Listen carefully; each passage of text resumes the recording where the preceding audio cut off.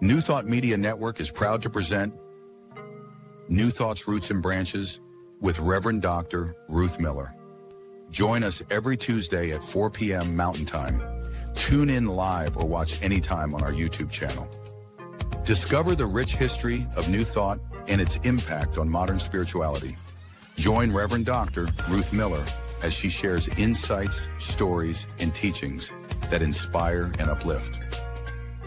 Experience deep insights and transformative teachings that connect you to the roots of New Thought.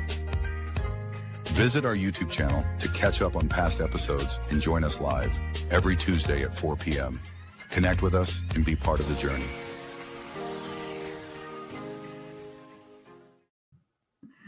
Hi, I am Ruth Miller, and this is New Thought Roots and Branches. And it's a delight to be here with you as we explore what's going on, how we got here, and where we may be going in the New Thought world. Today, we're going to be talking about the founders of Unity, Myrtle and Charles Fillmore, a couple that was an amazing, amazing story and did incredible things for all of us in the world. And they were part of a long tradition. In the next slide, we can see this complex tradition that goes way back thousands of years, people coming to understand and share their ideas and demonstrate possibilities. And there, down near the bottom of that long web of people, is Charles and Myrtle Fillmore, and then all the people who are connected with them. In our next slide, we can see a little more of the modern teachers. We see that Charles and Myrtle are that young man and woman there near the top in the middle, and all these other people who have learned from them or been their colleagues over the last 100 years, actually 140 years. If we go to the next slide, we can see how most people experience Charles and Myrtle. For decades, they were this marvelous older couple with a sparkle and a sense of love and a willingness to explore and be incredibly supportive. And in the process, they created something amazing. So in the next slide, we find that, first of all, they healed their own selves. They healed their bodies, and we'll talk about what they did and how. And then, as people saw what was going on for them, they supported individuals and groups developing their own capacity to heal their own selves and other people through that same prayerful process. They went on to publish the experiences, the examples, the principles, the processes, so that people all over the world could learn how to have these kinds of experiences, and created the School of Practical Christianity. Unity School of Practical Christianity. They taught thousands of people, usually in groups of a few dozen to a few hundred, and went on for about 40 years as teachers together. They expanded into Unity Ministries from the school. Now, this is something that seems to happen to all New Thought people. We start a school, people want to learn, people discover possibilities, they learn the techniques, and then they realize, oh no, I really want to go to church, but I can't go to the other kind of church because it doesn't support these teachings. And so the school becomes a church, and then the church becomes the entity, and that seems to be the essence of the New Thought experience. But as we go on, we find that the church and the school together grew and grew, so that at one point there were about 1 million people around the world in unity, in this marvelous network, an international network of learning centers, study centers, and churches. So today we're going to learn a little more about Myrtle and about Charles. The next slide introduces us to Myrtle. Myrtle, as you can see, was not born Myrtle. She was born Mary Catherine or Mary Carolyn Page. I always want to say Catherine, but it's Carolyn. Mary Carolyn Page. And that was a family, the family that established Pagetown, Ohio, where she was born in 1845. She was the youngest of 5 children. And from very early on, her father called her my little Myrtle. And I have not yet learned why. I have some ideas, but I have not learned why. So I'm looking forward, if someone else knows, to finding out. As she got into her teen years, along about 16, 17 years old, she had mastered everything available in the local school and went off to Oberlin College and went through the 2-year teaching program. The normal school program is what it was called, and got her credential. She started teaching. And all of this was happening while she was suffering from what she was told was inherited tuberculosis. Now, we know today that's not how it happens, that TB is a form of bacteria, and it's the tubercle bacillus is what TB stands for. And the issue is not something you can inherit, but she did try everything available. Her parents were well enough off, and she was a teacher earning her own money, and the doctors were not able to help her. So when her brother moved to Iowa from Ohio, she went with him. She began teaching there, and she was a very powerful and beloved teacher. Her students loved Miss Page. Yes, indeed. She was able to help them see things and to learn in this joyful way that they really, really, really appreciated. But every few years, she'd have to go someplace else. As anyone who's ever lived in the Missouri Valley knows, it's not a place to live if you've got respiratory issues. It's a little hard on the body. So she would head off to somewhere else, and often to the town of Denison in Texas, which was much drier and the climate was much less extreme. And she would stay there until she was strong again and then go back to her teaching in Iowa. In the next slide, we learn about Charles. Charles was born in upstate New York to a fur trapper, Charles Sherlock Fillmore, in 1854, which you will note is 9 years after Myrtle was born. So he was considerably younger, although he was the elder of 2 brothers, so he knew how to be the eldest in the group. And when his father kind of ran out of furs in the New York area, he moved the family to Minnesota. Most of the furs that he was going for were actually in Canada, but northern Minnesota was pretty rich at that time. So they moved to St. Cloud, the area that is now St. Cloud, as Charles was turning 2 and the younger brother was born. Shortly, he lived the normal life, except for one incident we'll talk about shortly. But the accident that he had at 10, he fell through the ice rescuing someone, and it really damaged his leg. Unfortunately, that was not healing easily. And he spent the next 2 years going through some pretty awful processes trying to heal this leg. And it resulted in it being quite a bit shorter. Some people say as much as 6 inches shorter than his other leg, and covered in scar tissue. And every doctor that came along would offer some treatment and say, I don't know how you survive what that quack did to you, the previous guy that was there. So that went on over and over again until finally he was strong enough to get up and get around. And about that time, his father didn't come home from a fur trapping trip. So he went to work rather than going back to school. He'd already lost 2 years of school, and he began to work in the local print shop and supported his mother and younger brother that way. A woman came into the shop who had a son of her own, and she wanted her son to make it into military academy.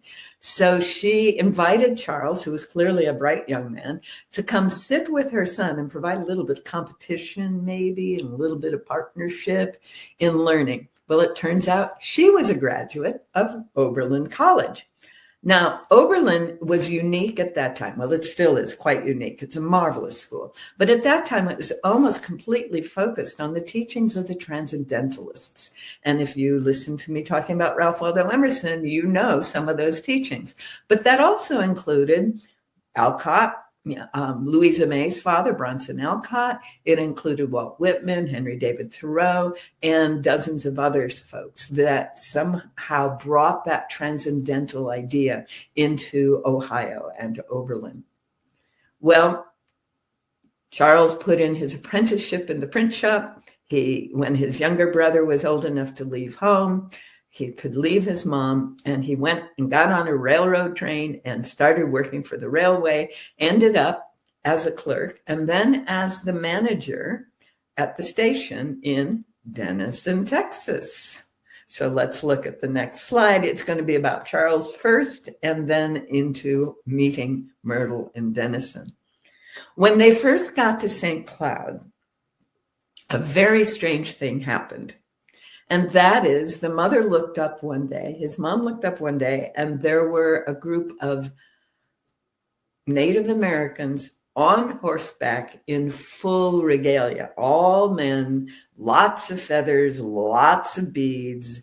And she is going, oh, what's going to happen to us, right?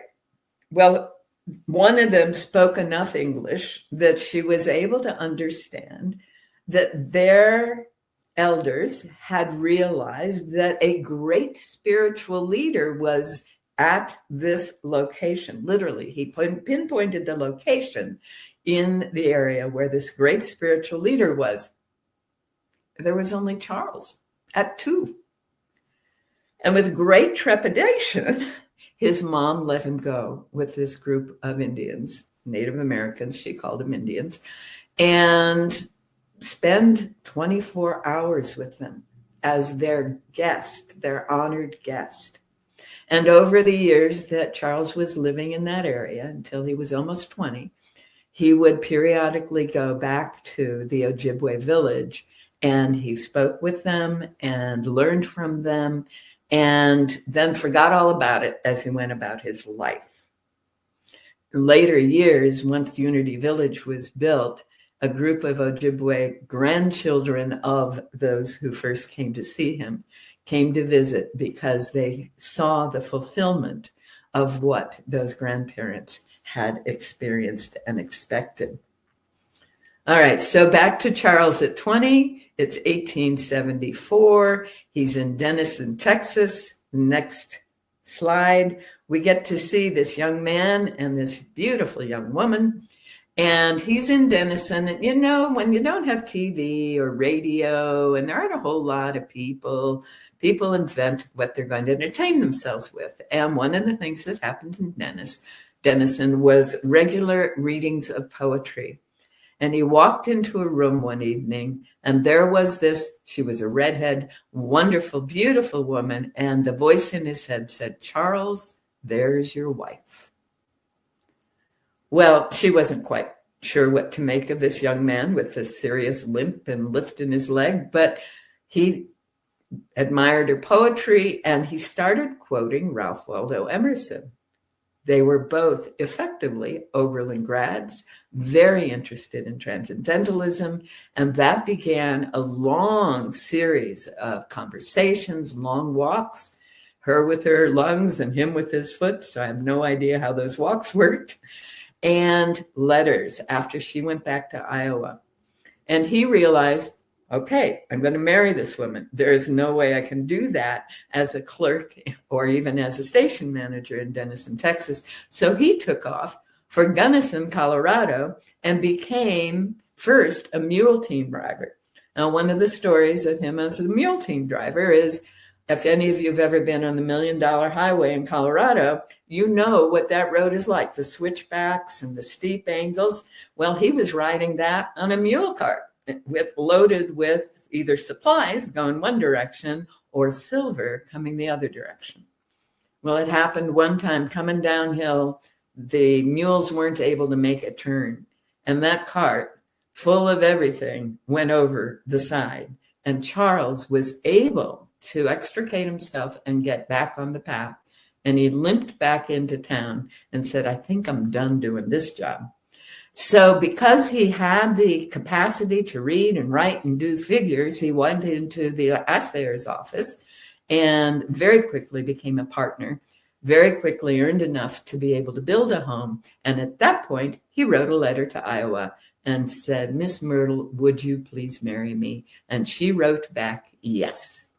So they were married, next slide, in Clinton, Missouri.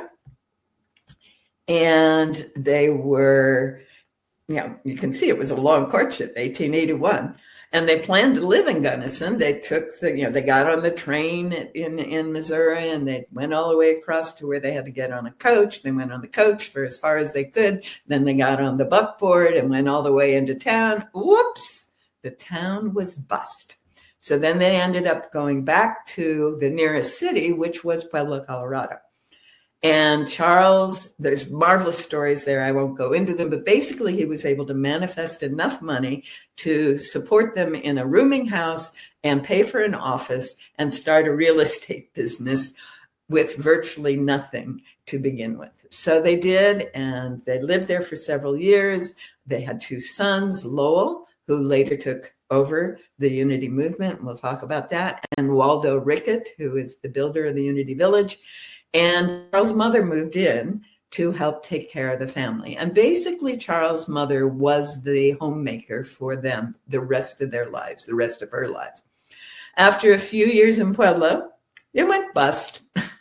And the nearest active city was Kansas City, and that was going to be close to her brother. So they moved to Kansas City, the whole household, and then formed a new real estate company. And Charles was very, very successful. There are streets in Kansas City now that he laid out, and there are buildings that he arranged for building, and so on. So it was quite the work in Kansas City. And they had another son. But in the meantime, Myrtle's health is just failing rapidly. As we look at the next slide, we see that there is the need to do something. Literally, the doctors were saying it was a matter of weeks. Now, she's the mother of very young sons, a couple of them. The oldest, I think, was approaching preteen years at this point, 1885, 1886. And so they've started looking for other means. If the doctors were never going to help her, they started attending occult groups and spiritualist groups. They attended Christian Science meetings and so on. And this man called E.B. Weeks came into Kansas City and offered a lecture. And it was an overview of Emma Hopkins' 12 lessons. And during that overview, Myrtle heard a phrase that has become a key phrase in the Unity history. I am a child of God, therefore I do not inherit illness. Whoa, that completely contradicted everything she'd been told her whole life. And she realized that there was a whole different interpretation of what the biblical norms of the time, lots of hell and damnation in those days. And so she went into the Bible and started marking all the passages that were loving and healing and supporting, and used all of her waking hours studying and filling her mind with, as Emma Hopkins would recommend, all of the goodness of God. It was a matter of weeks before people saw the incredible difference in her well-being. And they did what people usually do and said, I want more of what you got.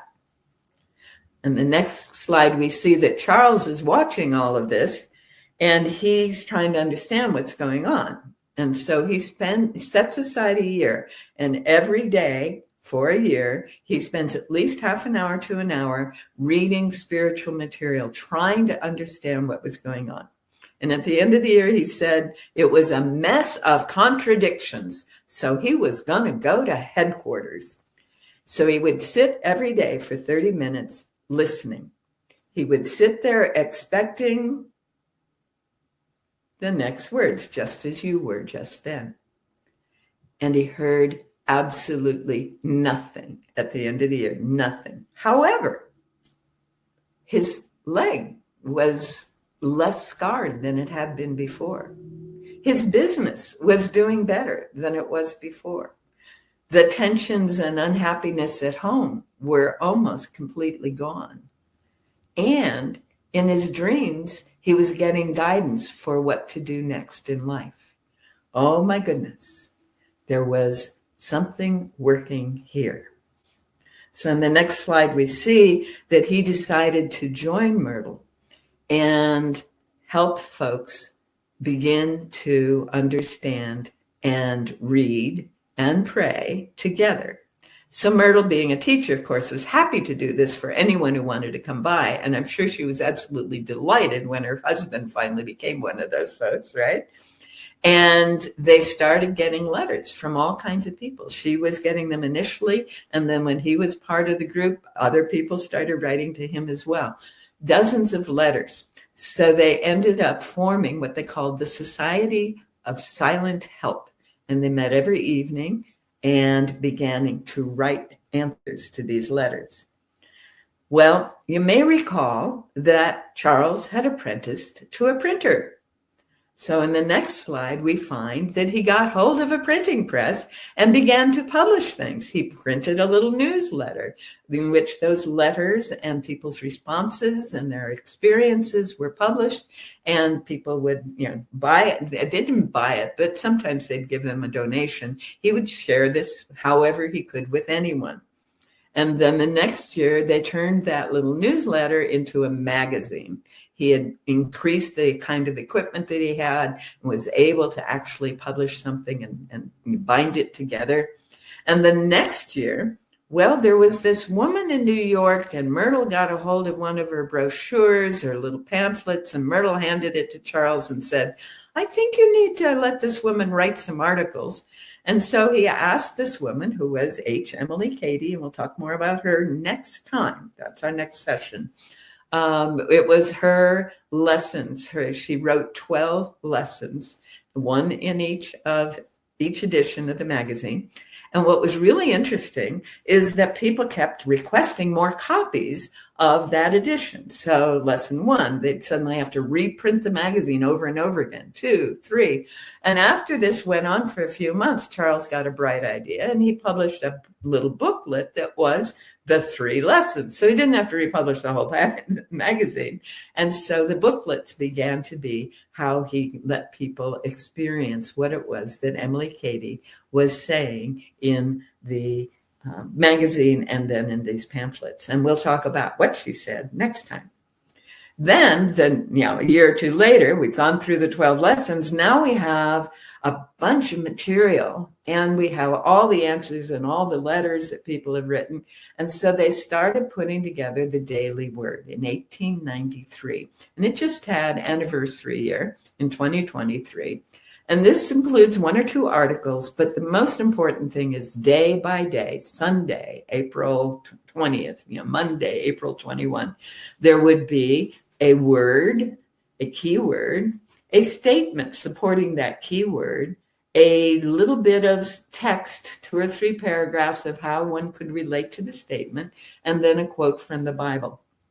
This little pamphlet, this little booklet, 30 pages every month, 35 at most, would go out. I'm sorry, it had to be 36 because folios are by 8. So 36 at most. It started showing up everywhere. And those of you who are of an age or have seen on YouTube, a Catholic Archbishop Sheen, who was later Cardinal Sheen, was one of the subscribers to the Daily Word. And many bishops and many priests in the high churches subscribe to Daily Word as well. And just to bring it into modern times, some Unity folks were visiting with the Dalai Lama. They showed him the Daily Word. He skimmed through it. And he said, just change the word God to good. This is perfect. So the next thing that happened that same year, as putting out the Daily Word, which was every month, Myrtle was able to take her stuff that she had taught as an elementary school teacher and the things she had learned in this prayer work and combine them. And she published a little magazine every month called We Wisdom. And you may even know someone, if they were a child in the 50s, 60s, 70s, they may have actually been recipients of We Wisdom. It lasted, would you believe, in print until 1991. Just amazing. We Wisdom. So making a difference in their publications. In the next picture, you see a proud Charles standing in front of the sign because he had rented this building and made all of this happen. And there is the sign, the Unity Tract Society and the Society of Silent Unity. The story of how Unity became the name is kind of cool. They had meditation groups as well as classes. And in one of these meditation groups, Charles had been really uncomfortable with modern thought, and he couldn't use the word Christian Science because Mary Baker Eddy was saying no. And it just wasn't working. But he had read all of this material from all of these religious traditions and all these spiritual traditions, and he knew he was at the core of them. And suddenly in the middle of the meditation, he jumps up and he says, "Unity, I've got it, unity." You can imagine what the rest of the group felt like, yes? But that's the kind of enthusiasm he brought. When he was in his 90s, one of the favorite quotes that people like to use is, "I fairly sizzle with zeal and enthusiasm." As we go forward, we see that, oh my goodness, they discovered that E.B. Weeks was a student of Emma Curtis Hopkins. So in the next slide, as they were beginning the publishing, they invited Emma Curtis Hopkins to come to Kansas City, and she did her basic course there. Charles promoted the event, calling her one of the greatest teachers in the world. There were over 250 plus or minus attending at each of the events of the series. And that series was based, for those of you who paid attention in our last session, on her book, The Class Lessons of 1888. And many people would take home copies of that. And then the next year, Emma invited them to Chicago to stay in her home. You may recall that she did invite people to do that, and to complete the advanced course. And that course is based on a book called Esoteric Philosophy, which is available through Wise Women Press. But it's also available in my translation of it as The Spiritual Science of Emma Curtis Hopkins through Simon & Schuster. That is the advanced course. That is when you get all of those 12 lessons we went over last time. The only thing that exists is God, and God is omnipotent good, the only power, the only presence. And you realize there are old ideas to let go of, and you let go of them, and then you replace them with ideas of how life really is. And then you claim, based on that knowing, what you intend to experience for yourself and other people in the world. That was the basic course. And the advance took them even deeper. The process was something that they took very much to heart. And they were invited by Emma to come back during the Chicago World's Fair, and they graduated from the program. And then they were invited back to be ordained by Emma Curtis Hopkins in that second version of her seminary. And on the way home from that, they wrote a letter, and I've seen a photograph that has since been copied of that letter. It was a handwritten letter, and they pledged to never do anything for the money. From that point on, everything they did was based on love offerings only. They never charged a thing until the post office required that they charge for the Daily Word, because there was a post office regulation that said they couldn't send out that number of things for free. They had to charge. So the Daily Word had to charge. But everything else for Unity, for starting from that moment, was love offerings based. There were some lean times, but there was a lot of wealth. Let's look at the next picture. The next slide there's Myrtle, sweet young Myrtle, and her husband looking much older than her, even though he's 9 years younger. His mother in there, who basically raised the three sons behind them. Lowell is, Lowell Page, he was named in the family. And Lowell was there to ultimately take over from Charles when the time came. Waldo Rickard, Waldo Emerson, right? Rickard was a family name. It was a cousin. And he was the man who designed all of Unity Village. He had gone to World War I as a soldier. Lowell was too old, and their younger brother was too young. And so Rickard went off into the army and was stationed in Italy and fell in love with Italian architecture. So we'll talk more about exactly how that worked. But that's the Fillmore family there at the time that they're producing all this good stuff. In the next slide, we get how the school evolved into the ministry. It encouraged the unity of all denominations. It encouraged the unity of science and religion, of God and humanity, and of all people with one another. This is marvelous, but it's hard to find in any traditional church setting, on any religious setting, actually, because religions tend to define themselves as unique, not part of a larger unity. And then there was silent unity, which was that system of meeting the requests for prayer that were pouring in. At one point, there were 150 people. Well, actually, now there are 150 people working 24/7, 365.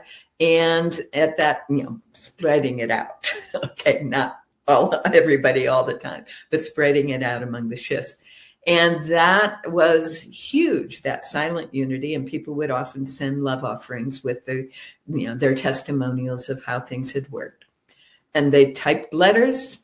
Myrtle handwrote thousands of letters in response to these requests. And then they do the publications, and they've set up retreats.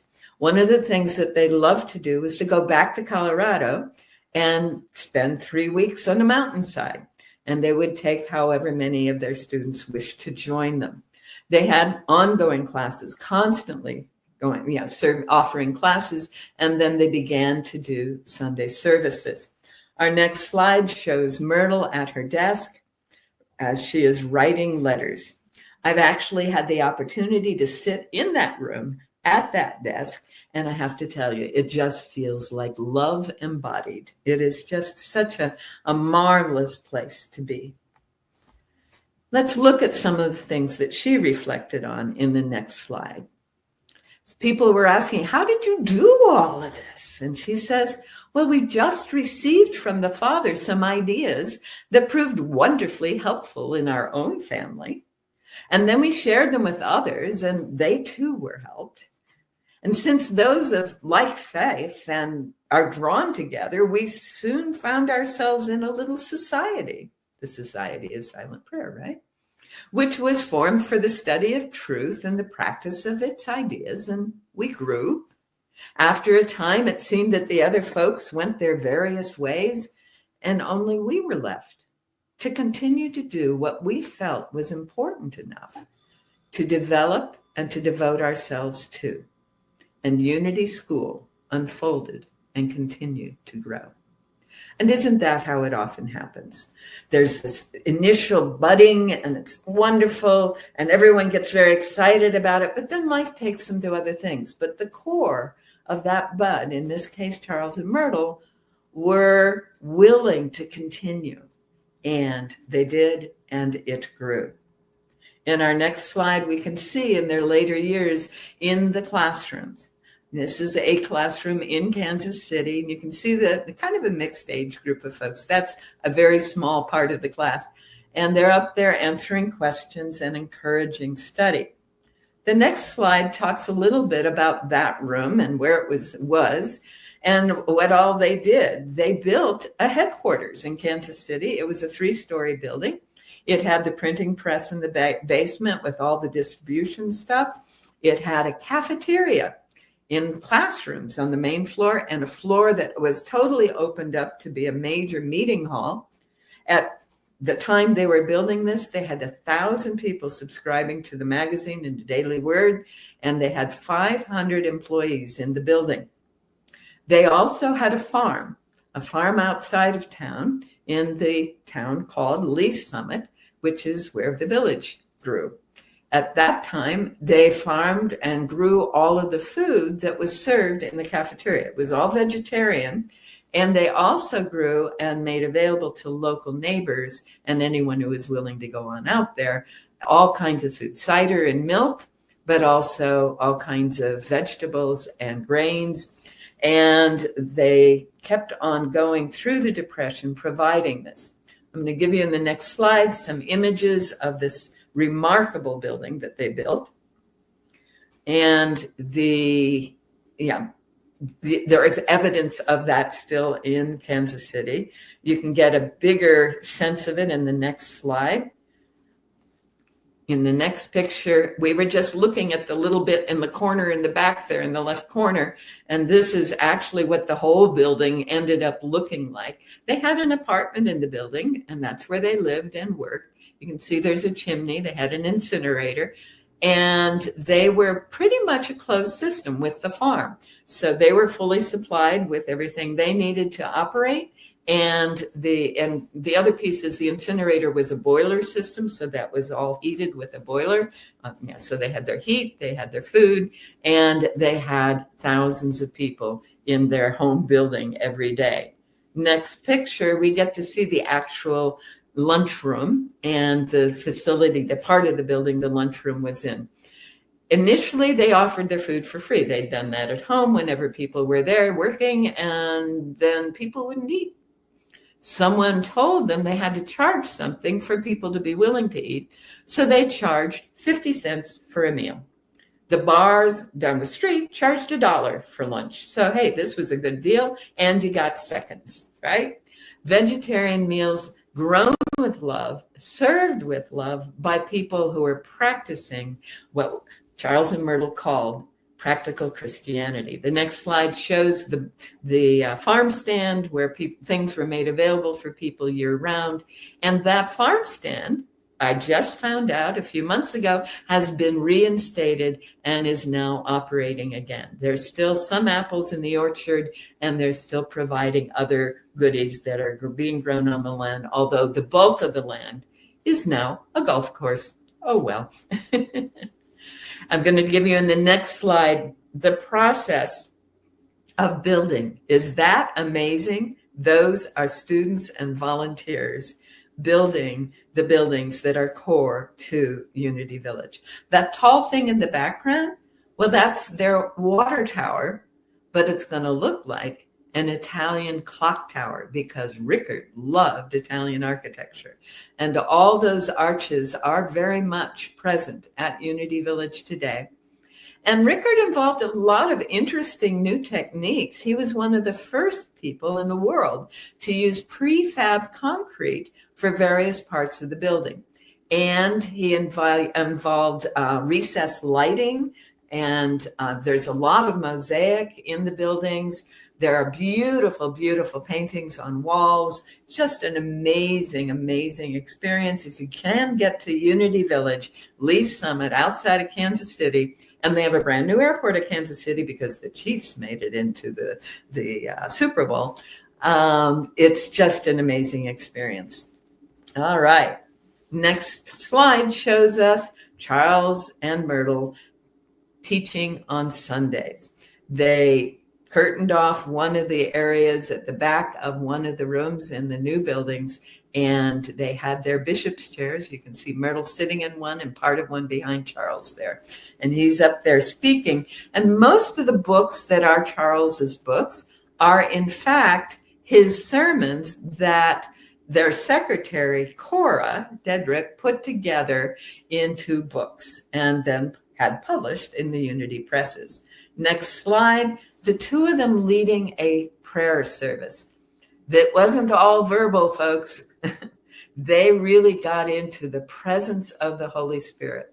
You might have thought you were walking into a Holy Roller Pentecostal service when they were in their prayer service. But the idea was to get to the place where you could feel that power and that presence and know it was working in you and through you, with you, and with everyone in the room. It was a powerful place indeed.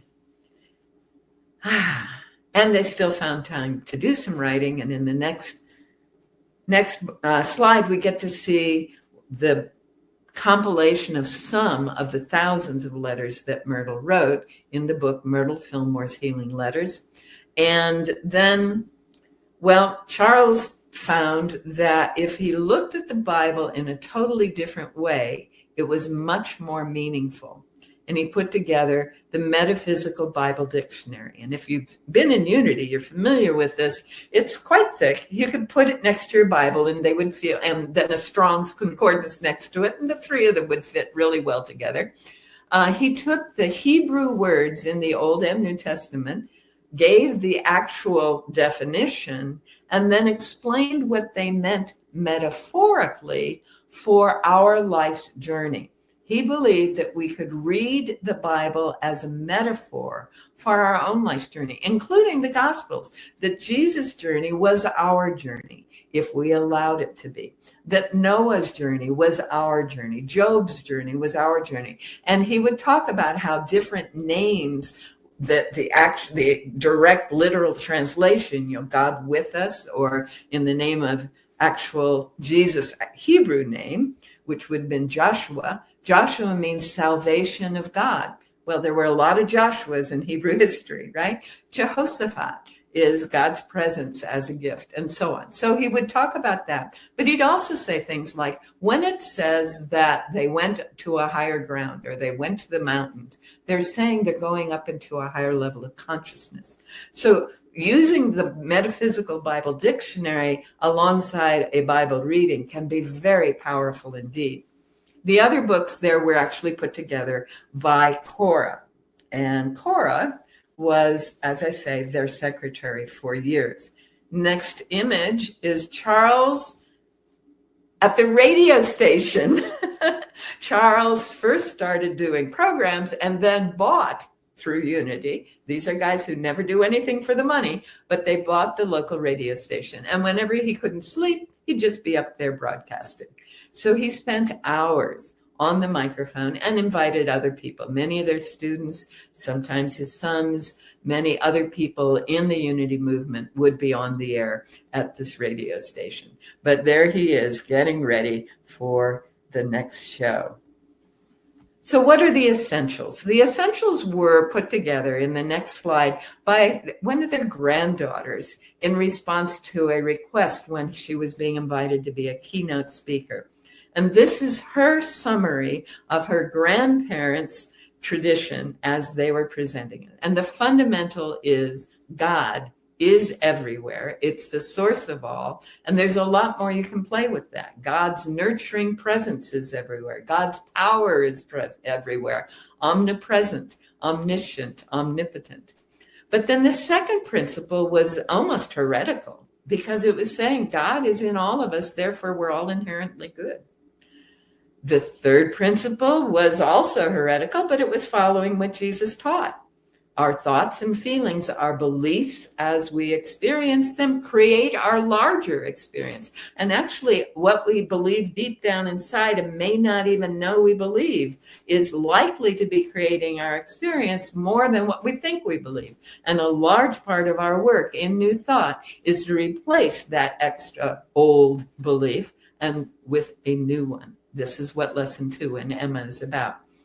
The fourth principle, when we go into prayer and meditation, when we're in that place of being in communion with the source of our being, we strengthen that and we strengthen our awareness of the continuous presence.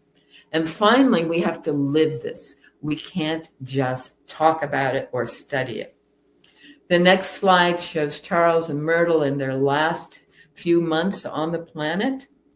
And the final slide here, Myrtle decided one day she was done. And so on a Wednesday, she went around the offices in Kansas City and she checked in with everyone, made sure they were fine. And basically, she didn't say goodbye, but people began to realize that was what's going on. On Friday, she went out to the farm. She harvested some apples. She went to her house. She crawled into bed. And on Tuesday, she was done. She had left her body. In a way, this is Mahasamadhi, for those of you who know that language. Charles went on for a number of years, and it happens that the Metaphysical Bible Dictionary, I believe, was how he worked out his grief. In 1932, he's doing all of that work. It gets published in 1933 when he then marries their secretary, Cora Dedrick, and she then encourages a whole new life for him. He turns things over to Lowell, the Unity Village, the Unity School, the Unity churches, the ministry, everything is now in his son's hands, and she takes him out to California. And in the meantime, people are going, how old are you, Charles? And in his 90s, he looked younger than he had at 70. And you can see some of that in those photos, can't you? He was getting younger, and his leg was lengthened. By the time he started all of this in his 50s. By the time he was in his 70s, his leg was very nearly the same length as his other leg. And by the time he was in his 90s, there was no scar tissue. Someone was traveling with him on a train. So that's the kind of thing they were doing for themselves. They got over tuberculosis and then on to no issues with the leg. In the next picture, you can see Myrtle there in the arbors before she passed on. That's probably within a day or two of her passing. And then Charles speaking at the Sunday following her passing. And there we have it. Myrtle and Charles Fillmore, the creators and founders of Unity, a worldwide movement that is stationed and headquartered in Unity Village today and is offering many wonderful services to thousands of people everywhere. Thanks for joining me today on New Thought, Roots and Branches. We'll talk more next time.